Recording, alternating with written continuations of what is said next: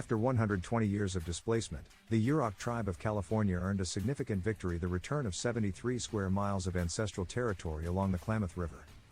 News.com has learned that the California tribe had their lands taken away from them during the California Gold Rush in the mid-1800s, during which they also suffered massacres and disease from settlers. The completion of the land-back conservation deal along the lower Klamath River, a partnership with Western Rivers Conservancy and other environmental groups, is being called the largest in California history. It more than doubles the Yurok tribe's territory, transferring approximately 47,000 acres to tribal stewardship. According to reports, these lands, once owned by timber companies, include critical watersheds like Blue Creek and forest ecosystems primed for restoration. This effort also aligns with the global land-back movement, which trails indigenous-led land returns spanning 4,700 square miles across 15 states. To go from when I was a kid and 20 years ago even, from being afraid to go out there to having it be back in tribal hands, is incredible, said Barry McCovey Jr., director of the Yurok Tribal Fisheries Department. Snorkeling Blue Creek.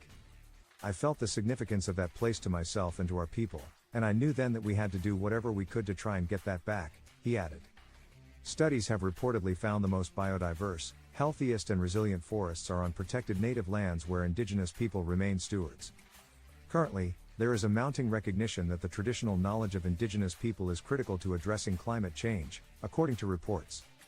The Yurok tribe plans to reintroduce traditional ecological practices such as prescribed burns, prairie restoration, reforestation and removal of invasive species in the returned lands. The tribe's plans also include helping restore salmon and wildlife. The process will also help generate jobs for more than 5,000 members of the tribe. The Klamath was once the West Coast's third largest salmon-producing river and the life force of indigenous people. However, the state's salmon stock has plummeted drastically due to dams and diversions. Now, the Blue Creek watershed, vital for salmon and steelhead spawning, will serve as a salmon sanctuary. This has been made possible by the removal of the Klamath dams, the largest dam removal project in the United States, reopening 45 miles of river and allowing Chinook salmon to return to historic habitats.